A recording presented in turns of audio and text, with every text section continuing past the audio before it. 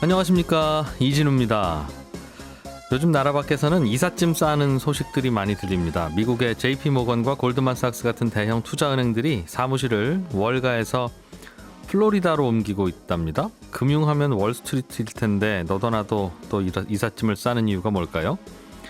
또 중국의 비트코인 채굴 업자들도 이사를 가고 있는데 태평양 건너서 미국 텍사스로 또 간다고 하죠. 이들은 또 왜 텍사스인 건지 오늘 글로벌 리포트 시간에 나라 밖 경제 소식 살펴보겠습니다. 코로나19 이후에 집 밖으로 못 나가고 할 수 있는 일들이 제한되다 보니까 다들 컴퓨터 앞에서 더 많은 시간들을 보냈었죠. 그러다 보니까 더 급성장한 산업이 있는데 오늘 증시 업종 분석 시간에 바로 그 산업, 인터넷과 게임 업종에 대해서 살펴보겠습니다. 손에 잡히는 경제 플러스 바로 시작합니다. 오늘 왜 이래요? 오늘은 코스닥 시장이 아주 강하네요. 거의 1% 가까이 오르고 있고요. 코스피 시장은 강보합권에 머물고 있습니다. 이베스트 투자증권의 윤지호 리서치센터장을 전화로 연결했습니다. 안녕하십니까? 안녕하십니까? 오늘 시장 괜찮네요. 예, 좋습니다. 미국도 나스닥이 좋았고 우리 시장도 코스닥이 좋죠. 예. 반면에 다우나 우리나라 코스피 같은 경우에는 상대적으로 좀 부진한 이런 모습을 보이고 있습니다. 예. 상대적으로 부진한 모양입니다. 예. 예. 뭘 좀 생각해 봐야 되겠습니까? 상승 기대감이 있기는 한 것 같은데 혹시 뭐 이런 것은 좀 생각해 볼 만하다 할 만한 포인트가 어떤 게 있을까요?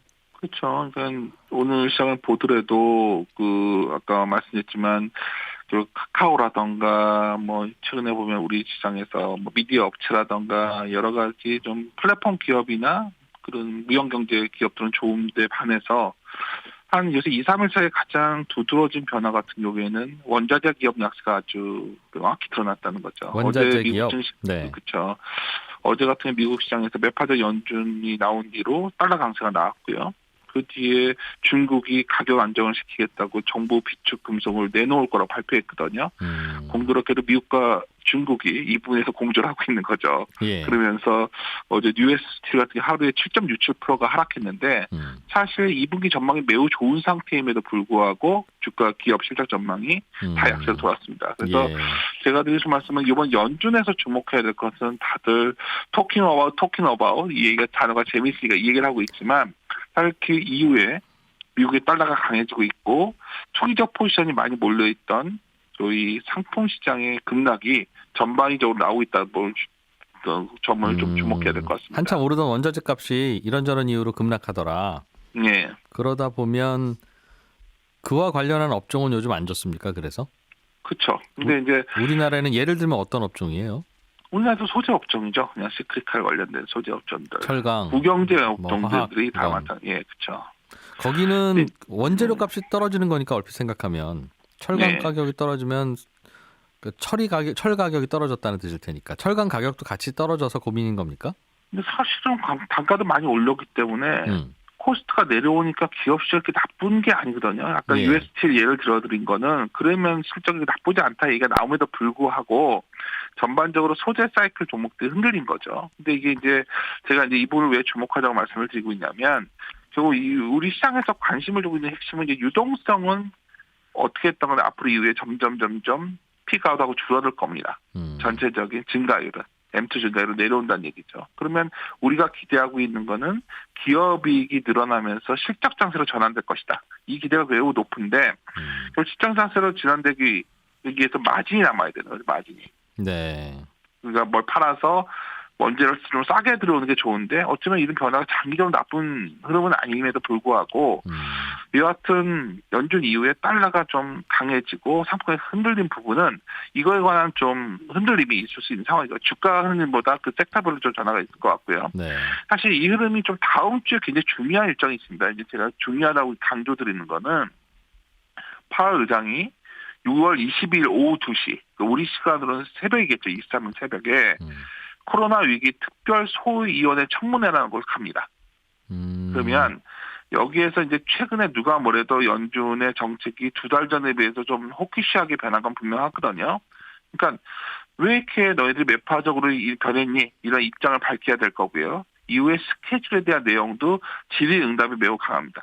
보통 이번 연준에서도 보면 파월 의장이 기자들의 공격에 대해서 잘 방어를 해줬었거든요. 네. 근데 하원 청문회는 좀 더 구체적인 스케줄 요구할 확률이 높기 때문에 다음 주 화요일 정도면은 아마 그 청문회 때 나올 연설문 네. 이게 밝혀질 확률이 높습니다. 그러니까 그런 것도 좀 유의해서 보셔야 될 것 같고요. 사실 그래서 누가 뭐래도 연준이 어제 잘 지나왔지만 다음 주 초반까지 소위 파웰의 하원 청문회까지 좀 유념해서 보셔야 되는 게 투자로서 중요한 포인트 같고, 또 하나 최근에 여기저기 다니다 보면 가장 화두에 오르는 게 게임 관련 주식 크래프톤이거든요. 공모주 청약이 기다리고 그쵸. 있다면서요? 예. 그게 6월 21일입니다. 근데 이제 되게 헷갈리는 게 최근에 그 자본시장법 시행령 개정안이 일부 시행됐거든요. 시행되거든요. 다음 주부터 6월 21일 날. 네. 그러면 20일 이후에 증권신고서가 제출되면 여기 해당이 된단 말이에요. 그러니까 공모주 중복 신청이 안 되는 거죠. 네. 그거 같아요. 예, 근데 예. 크래프톤이 이미 증권신고서를 신고했기 때문에, 제출했기 때문에. 아, 괜찮아요 또? 괜찮을 게 아직 안 됐는데 결정이 안 됐어요? 괜찮지 않을까요? 왜냐면 20일까지가 이후에니까. 그래서 이것도 아마 유념해서 공모주 투자를 해오신 분들은 이게 인정받는지 아닌지 좀 확인하셨으면 좋겠다. 그것도 다음 주에 중요한 일정을 하나 말씀드리고 싶네요. 그럼 또 이제 보통 요즘 공모주 하려면 은행에 있는 돈 빼서 넣는 분도 있지만 갖고 있는 주식 네. 팔아서 일단 그런 공모주 분들도 넣었다가 있고. 예. 그래서 좀 매물도 좀 나오는 것 같고, 시장은 어쨌든 미국이 금리를 언제 올릴지 테이퍼링을 어떻게 할지 당장 하는 건 아니지만 그래도 네. 심리적으로 그게 영향을 제일 많이 주는 뉴스니까 다음 네. 주에 미국 연준의 파월 의장이 의회에 나가서 이렇게 테이퍼링하고 이때쯤 금리 또 올리고 이런 계획을 발표하는 것 자체가 또 한 번 가슴 철렁 내려앉게 만들 수 있다는 말이군요. 그 정도는 아닌데 사실 이미 이번에 보시면 기준금리는 동결했지만 그러니까 그 초과 지급 준비기대금 금리, 그러니까 0레포 금리는 다 올렸잖아요. 네. 이게 보통 연준 같은 경우에는 금리를 상하단을 제시하거든요. 그러니까 하단을 올린 겁니다. 몇 실효금리가 퍼센트부터 몇 퍼센트 그렇죠. 사이 이렇게 금리를 그렇죠. 조정하더군요. 예. 실효금리가 너무 낮으니까 하단에 근접해서 이거 올린 거예요. 그러니까 이미 시장에 유동성 너무 많고요. 네. 이미 여러 가지 조치를 통해서 유동성을 흡수하고 있고, 아까 말씀드렸죠. 그래서 MT 중간은 꺾일 겁니다. 근데 그거보다 이거를 갖다가 시장의 어떤 경기가 좋아지는 것과 기업 실적이 개선되는 게 이거 이상이라면 문제가 없는 건데, 예. 저는 장기적으로 이런 면에서 연준이 자신감을 가진 거라 보고 있어요. 근데 다만 정책이 전환될 때 특징이 보통 시장에서 유동성 회수할 때 투기적으로 들어갔던 자금들이 빠져나가면서 시장에 좀 흔들림이 있는 거거든요. 네. 근데 어제 여하튼 간에 그랬을 때 공통적으로 나온 특징이 환율 시장에서 먼저 반응이 나오는데, 달러가 강하게 돌아서면서 커머디티, 상품 가격이 급락을 했었죠, 어제. 그러니까 이 부분들이 과연 다음 주까지 이어지는지를 좀 유념해서 보셔야 될 것 같고요. 예. 사실 우리나라 본다면 우리나라 외국인이 사야지 올라갈 것이다 얘기하시는 분 많잖아요. 달러가 강해지기 때문에 외국인들은 잘 안 들어올 것 같아요. 그 부분에 있어서는. 맞습니다. 그리고 그 영향들도 감안하신다면 굳이 삼성전자보다는 아까 말씀드렸던 뭐 하이브라든가 카카오라든가 이런 종목으로 가는 흐름이 네. 뭐 현재 너무나 당연한 선택 아닐까 이런 판단도 합니다. 알겠습니다. 미국이 자꾸 금리 인상 이야기 쪽에 가까운 이야기를 꺼내다 보니 그러면 이 주식시장이 안 좋구나라는 생각이 들어서 전 세계에서 돈을 빼서 다시 그냥 미국으로 돌아가 버리자라는 자금들이 생기고, 그러면 달러가 강세가 될 거고. 그러니까 그게 이제 뭐 어떻게 됐든 간에 나왔잖아요. 우리 같은 사람들이 하는 일은 시장에 나온 데이터를 보고서 추론하는 건데, 네. 이미 그런 흐름은 나온 상태이기 때문에 저는 뭐 그거는 뭐 부정할 수 없는 변화가 이미 2달 전에 비해서 시작된 거다 이렇게 판단하고 있고요. 또 하나 좀 뭐 이렇게 기자님이 얘기하다 보니까 하나 좀 알고 계셨으면 하는 거는 이런 거예요. 최근에 보면 글로벌하게 보면 전에도 저번 시간에도 드렸던 말씀인데, 중국의 정보통신연구원이라는 곳이 있거든요. 네.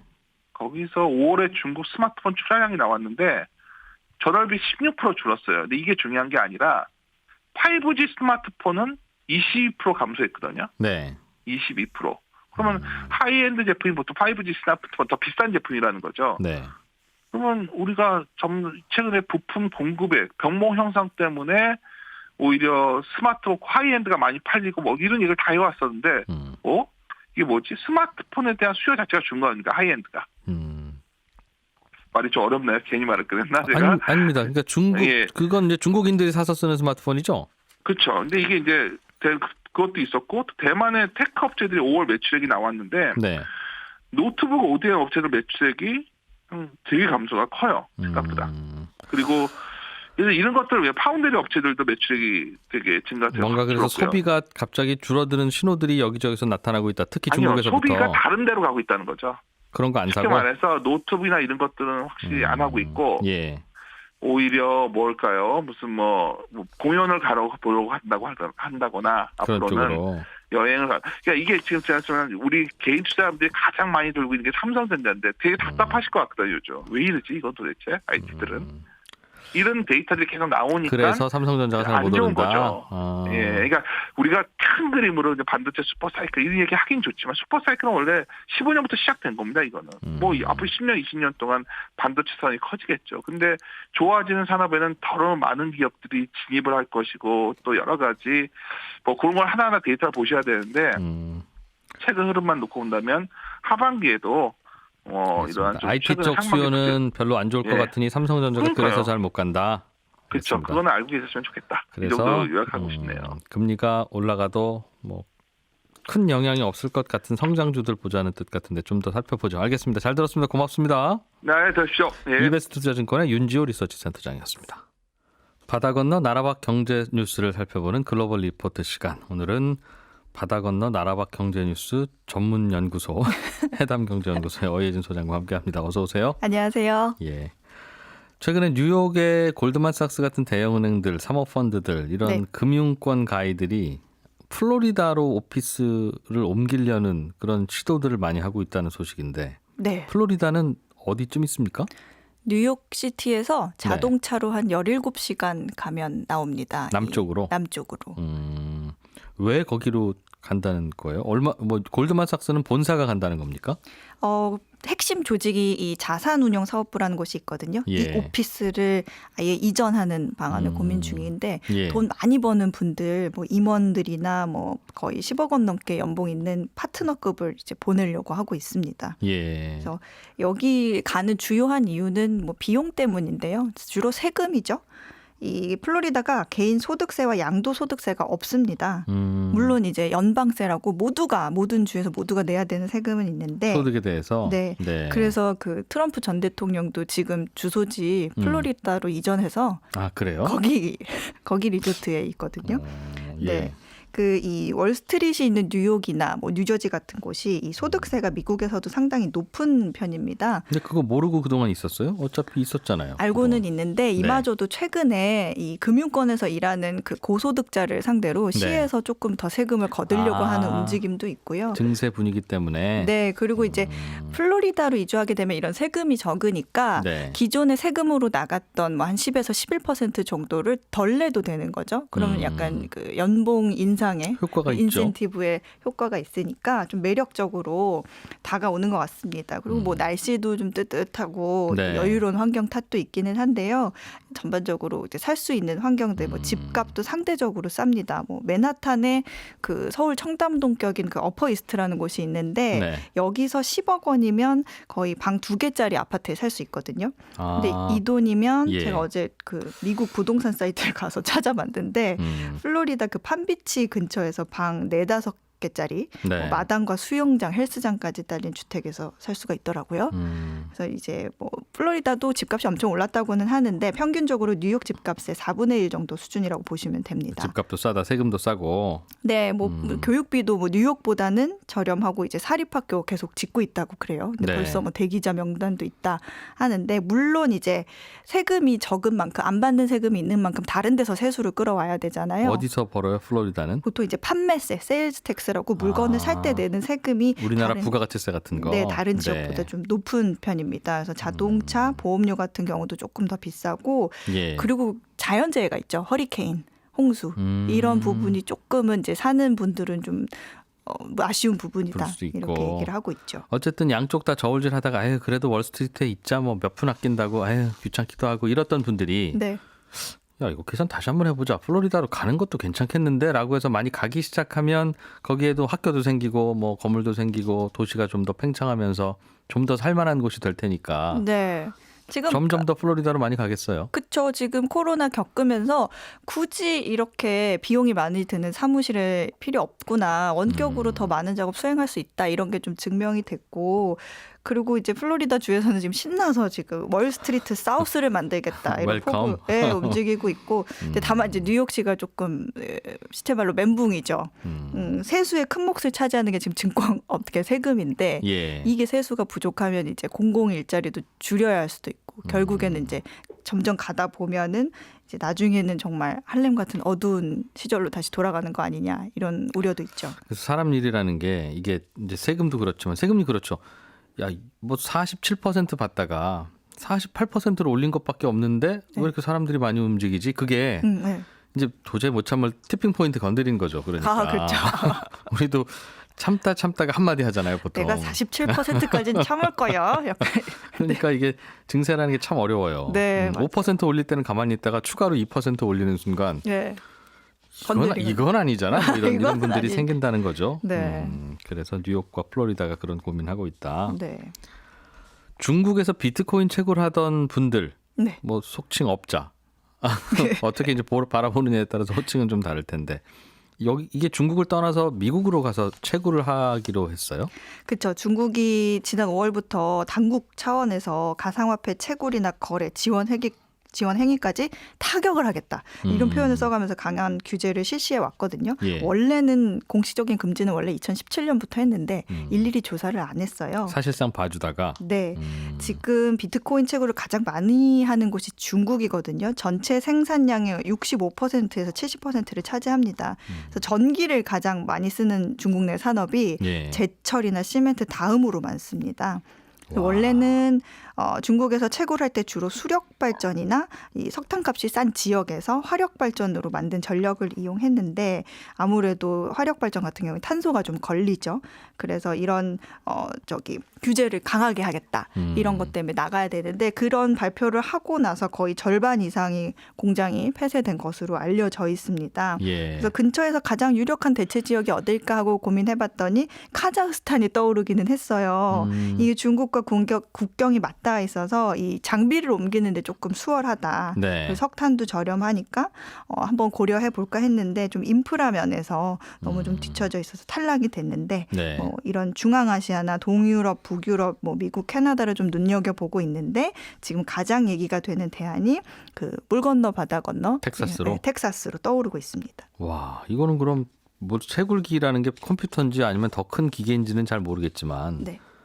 비행기에다 실어 나르든 아무튼 멀리 가야 되네요, 미국은. 멀리 가야 돼요. 이 채굴기 그 사진 못 보셨어요? 못 이렇게 봤어요. 컴퓨터 기계들이 네. 그래픽 카드 같은 게 이렇게 정말 책장에 빽빽히 꽂아 있듯이 컴퓨터 여러 대를 동원하나 네, 보죠. 정말 진짜 말 그대로 공장처럼 여기서부터 저기 한 100m가 쫙 이렇게 있고 막 선풍기 돌아가고 그러고 있거든요. 예. 네, 그래서 이런 것들이 지금 다 옮겨야 되는데 문제는 지금 컨테이너 모자라다고 하잖아요. 맞아요. 그러니까 안 그래도 지금 물류 문제가 있는데 이거 옮기는데 조금 어렵지 않겠나 하는 얘기도 있기는 합니다. 네. 그래도 텍사스가 이제 어떤 괜찮은 대안이다. 그렇죠. 왜요? 전기 요금이 좀 싸요? 맞습니다. 아. 전기요금이 굉장히 싸거든요. 그러니까 미국 전체 주 비롯해서 세계에서 가장 싼 지역으로 꼽히는데 전기가. 예, 그리고 텍사스 하면 또 풍력, 태양광 같은 재생에너지 발전이 잘 돼 있거든요.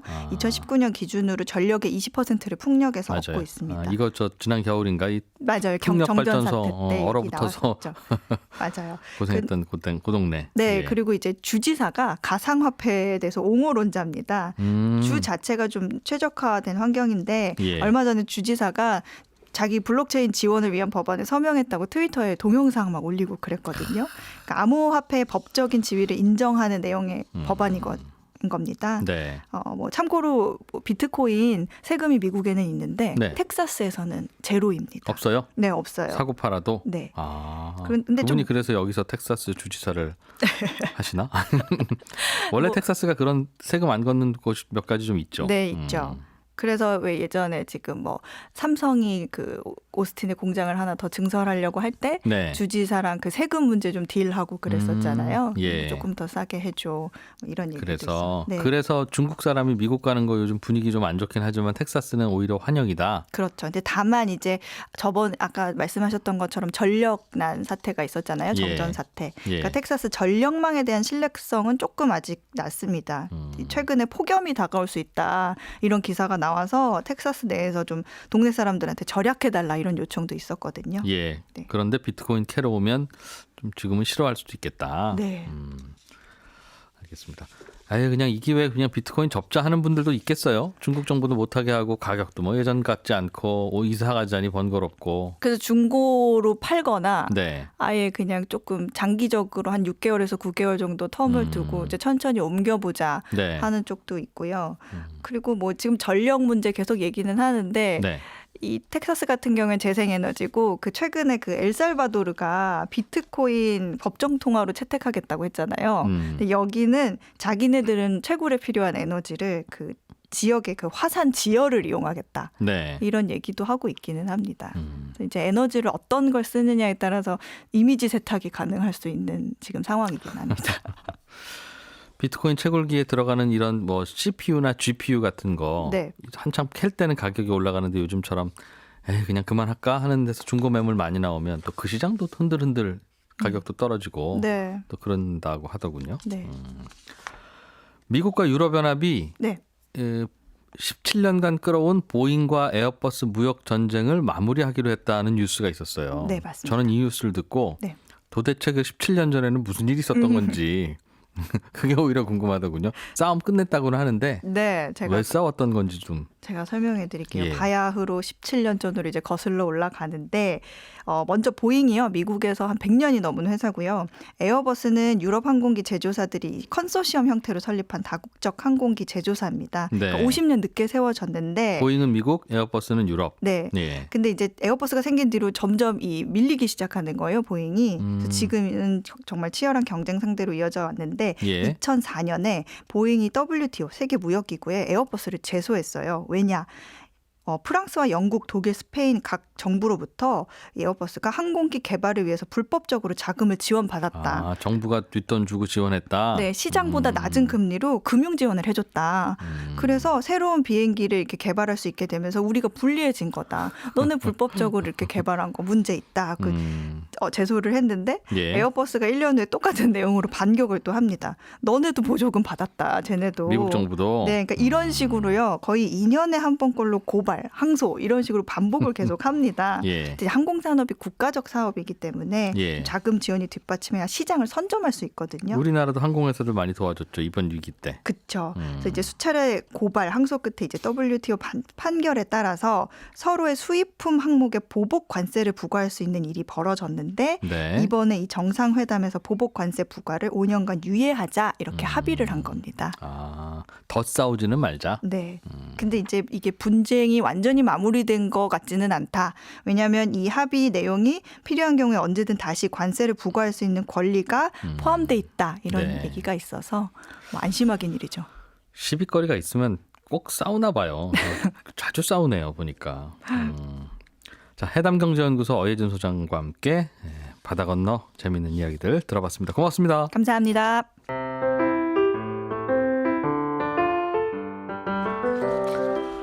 네, 오늘은 청취자 조운석 씨가 전자제품에 보면 에너지 효율 등급 몇 등급 이렇게 써붙여 놓은 스티커가 있는데 이거는 누가 무슨 기준으로 정한 겁니까? 이런 질문을 주셨습니다. 가끔 들어오는 단골 질문 중에 하나예요.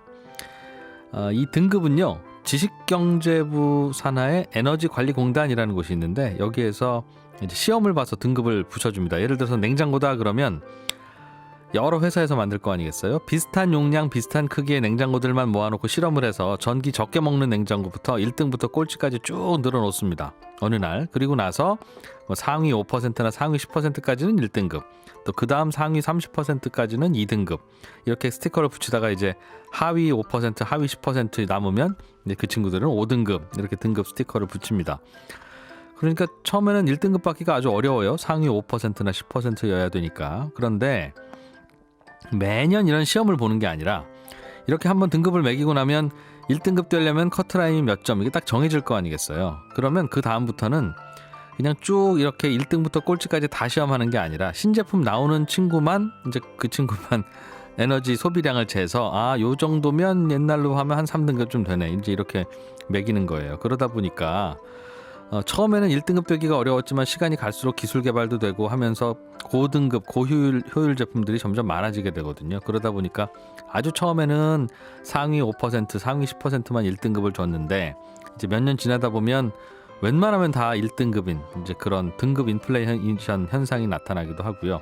그러면 또 에너지관리공단이 다시 1등급과 2등급의 커트라인을 좀 높여서 재조정을 하기도 하고 그렇습니다. 그러다 보니까 작년까지는 1등급이었는데 올해는 커트라인이 올라가다 보니 올해 시험을 봤다는 이유로 2등급이나 3등급 받는 제품들도 나오고요.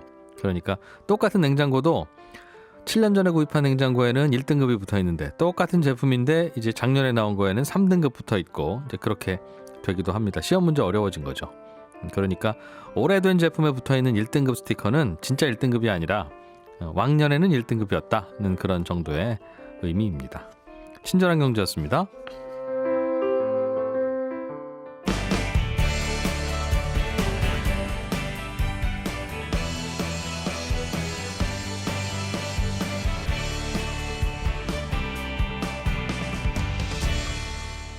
이진우의 손에 잡히는 경제 플러스. 네, 오늘은 한국투자증권 박지영 차장과 함께 증시 업종 분석, 인터넷 업종, 게임 업종에 대해서 살펴보겠습니다. 어서 오십시오. 네, 안녕하십니까. 요즘 인터넷 회사들 좀 오르는 것 같더군요. 조금이 아닙니다. 많이 올라요? 아주 많이 오르고 있습니다. 제가 안 갖고 있으니까 그냥 소문들만 듣다 보니. 그렇죠. 카카오, 네이버 이런 회사들. 네, 카카오 네이버가 아주 불이 붙은 양 엄청 올라가고 있고요. 예. 뒤에 설명을 드리겠지만 인터넷 업종에는 5G나 이런 쪽도 포함되어 있거든요. 네. 어제 오늘은 5G도 엄청나게 좋은 주가 흐름을 보이고 있습니다. 아, 통신 업종도 주식시장 분류에서는 인터넷 업종으로 들어가요? 그렇죠. 뭐 인터넷을 쓰려면 통신망도 깔아야 되고 그런 부분들을 다 통틀어서 인터넷 업종이라고 이야기를 하고 있습니다. 5G도 그동안 뭐 되네 하면서 계속 말만 되고 하나도 안 돼서 네. 그래서 5G 관련 뭐 장비 회사들 이런 회사들도 주가가 별로 안 좋았는데 안 좋았었죠. 네. 최근에는 좀 오른다 이 말이죠? 네, 맞습니다. 하반기 기대감이 좀 살아나고 있는 것 같습니다. 예. 카카오와 네이버는 요즘 무슨 일 때문에 올라갑니까? 좋은 소식이 좀 있어요? 일단은 뭐 카카오 네이버 최근에 이제 인터넷 산업을 보면요. 코로나로 인해서 앞으로 좋아질 것이다. 이런 기대감이 계속 있는 그런 상황이고요. 코로나가 확산되고 나서 성장 기업을 꼽아보라고 한다면 우리가 작년에 BBIG라고 이야기를 많이 했었죠. 배터리, 바이오, 인터넷, 게임 이렇게 네 가지였는데 네. 요 세 가지는 좀 탈락을 했어요. 인터넷을 제외하고 이유가 뭐 다 조금씩은 있었습니다. 바이오 같은 경우에는 코로나가 조금 안정되면서 뭐 CGN 이런 뭐 급등했었던 종목들이 안정을 찾았고 네. 안정을 찾았다라는 게 좀 떨어졌다라는 이야기고요. 배터리 같은 경우에는 뭐 LG와 분사 이슈가 있었고 내 완성차들이 자기네들이 직접 만들겠다 이런 이야기들을 많이 하면서 배터리를 좀 하락을 했고 네. 게임 같은 경우에는 집에 앉아서 게임만 하다가 이제 야외 활동이 조금씩 늘어나니까 상승률도 좀 줄어들었고 1분기의 실적도 뭐 비용이 많이 들어서 좀 좋지 않았었던 게 있는데 네. 최근에 유독 인터넷 업종만 강세입니다. 네이버, 카카오 중심으로 주가가 계속 올라가고 있죠. 그래서 시가총액 이제 1, 2위는 삼성전자 하이닉스가 뭐 압도적이고 네. 3위에 카카오가 등극을 했습니다. 그게 굉장히 이례적인 일인데 이 부분을 시장에서는 많이 언론에서 이야기를 하고 관심을 갖고 있는 그런 상황인 것 같습니다. 카카오 주가가 빨리 올랐군요. 카카오 주가가 굉장히 급격하게 올라갔습니다. 왜요? 왜 그 이유가 뭐랍니까? 일단 그 부분에 대해서 먼저 이야기를 하면요. 네. 네이버와 카카오는 라이벌이죠. 예. 네이버 뭐 포털 쪽에서도 네이버, 다음, 그다음에 예전에 기억하실지 모르겠지만 카카오톡이 처음에 잘 나갈 때 네. 네이버도 라인이라는 SNS 메신저가 있었어요. 예. 지금은 우리나라에서는 잘 찾아보기 어렵고 일본에서 1등하는 메신저거든요. 이런 뭐 비슷한 상황인데 시작은 시총 차이가 굉장히 많이 났습니다. 2014년 이제 10월달에 카카오가 다음이라는 포털을 인수하면서 합병하면서 이제 상장하게 됐는데 그때 시가총액 차이는 카카오가 네이버의 31% 수준뿐이 안 됐습니다. 네. 카카오가 7조 8천억 원, 네이버가 25조 원. 차이가 굉장히 심했는데 이게 그 격차가 조금은 줄어들기는 했지만 아주 막 드라마틱하게 줄어들거나 그러진 않았거든요. 그래서 코로나가 본격적으로 시작되기 이전 2020년 1월 달에는 네. 카카오의 시총이 네이버의 한 43% 정도 수준이었습니다. 한 10% 정도 줄어들었죠. 예. 카카오가 조금 더 올라왔다라는 이야기인데 이게 최근 1년 반 만에 팬데믹 기간 1년 반 만에 시총이 역전이 되어버렸습니다. 그러니까 작년 1월에는 카카오 시가총액이 네이버 한 반도 안 됐는데 네, 지금은 카카오 시가총액이 더 높다 네이버보다. 맞습니다. 네이버도 올랐죠. 네이버도 그래도. 오르긴 올랐죠. 근데 카카오가 얼마나 많이 오른 거예요? 카카오 정말 많이 오른 게 이게 카카오가 처음에 이제 상장할 때는 이제 3만 원대였는데 최근에 이제 코로나 전에는 3만 원대였는데 지금은 15만 원을 넘었으니까 5배가 오른 겁니다. 5배가. 돈을 좀 더 벌기는 한다는 얘기는 들었습니다만 1년 전보다 5배 더 많이 벌지도 않잖아요. 네이버도 많이 벌거든요. 시총이 역전됐는데 이게 굉장히 이례적이라고 이야기하는 게 네. 작년도 네이버의 영업이익은 1조 2,100억입니다. 예. 카카오의 영업이익은 4,550억이거든요. 이익은 네이버의 3분의 1인데. 3분의 1인데 시총은 더 넘어서는 거죠. 왜요? 왜 카카오를 이렇게 투자자들이 좋아라 해요? 일단 굉장히 이제 전략이 서로 다르거든요. 네이버 이제 카카오 같은 경우에는 굉장히 공격적인 전략을 쓰고 있습니다. 최근에 인터넷 전문은행 카카오뱅크죠. 네. 여기도 과감한 결정을 내리면서 카카오뱅크를 성공시켰고 플랫폼 중심 신사업들을요 적극적으로 분사해서 IPO하고 있습니다. 이게 그러다 보니까 기업 가치가 굉장히 빠르게 성장하고 있는데요. 올해 하반기에는 카카오페이 그리고 카카오뱅크 어제 이제 카카오뱅크가 상장하겠다라는 네. 신청서를 냈거든요. 이게 통과를 했습니다.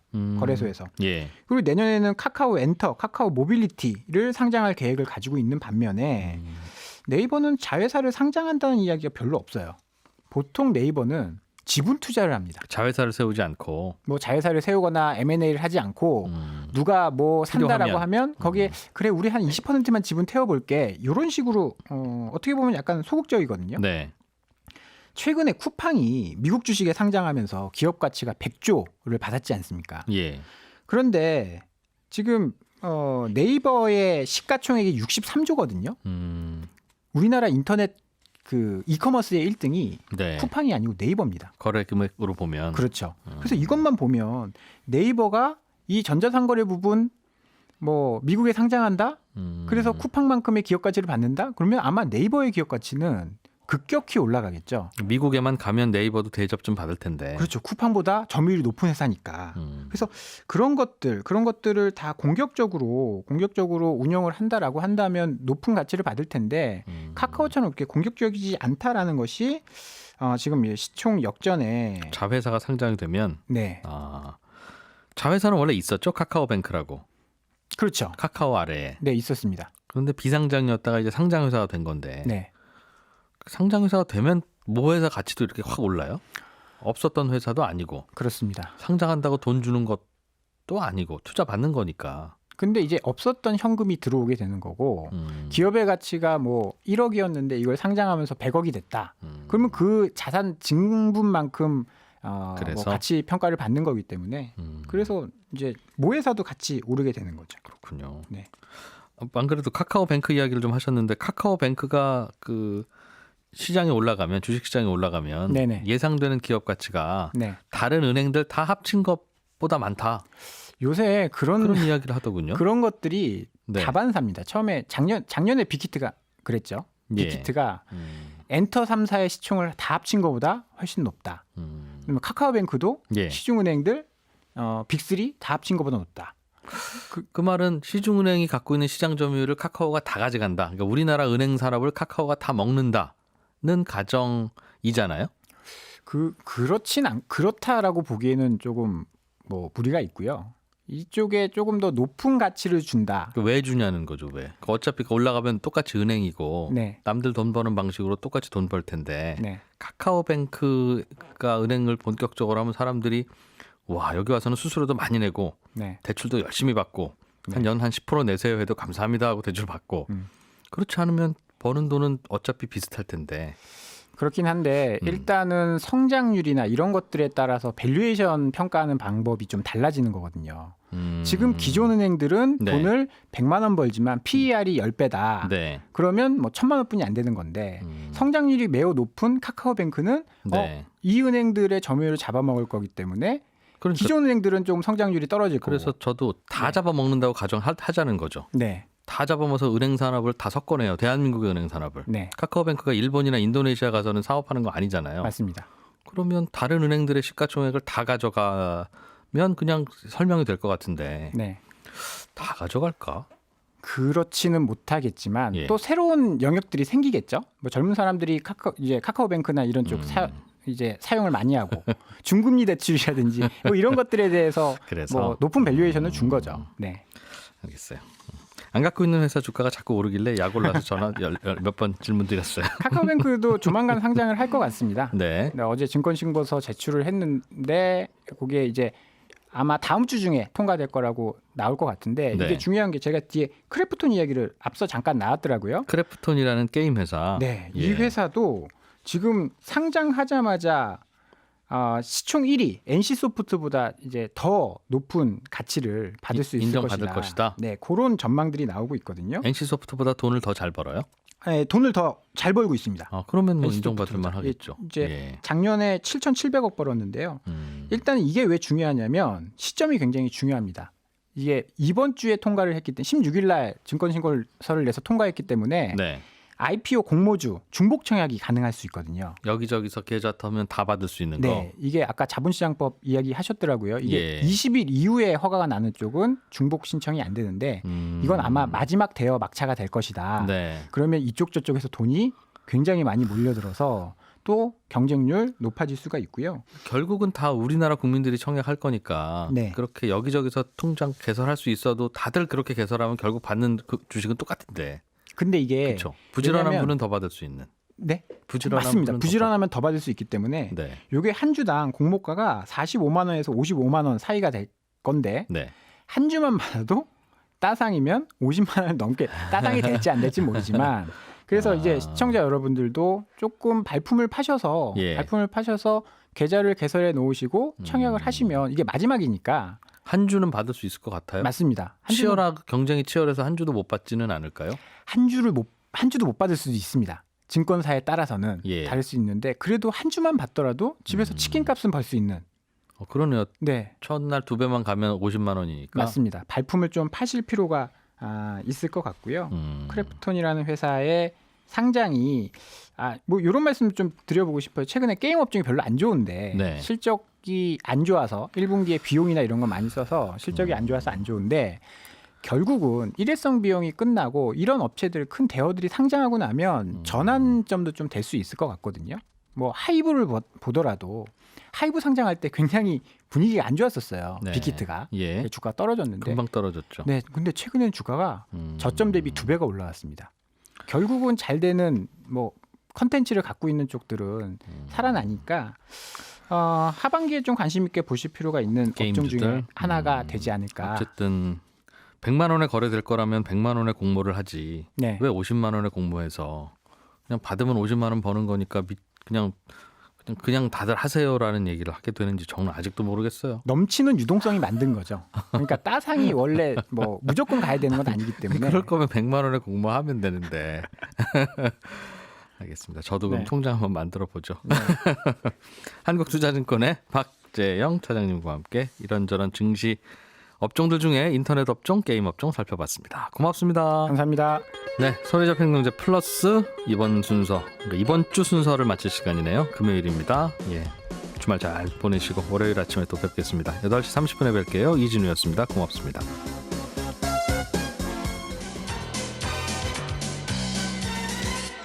더 깊고 더 재미있는 경제 이야기 이진우의 손에 잡히는 경제 플러스.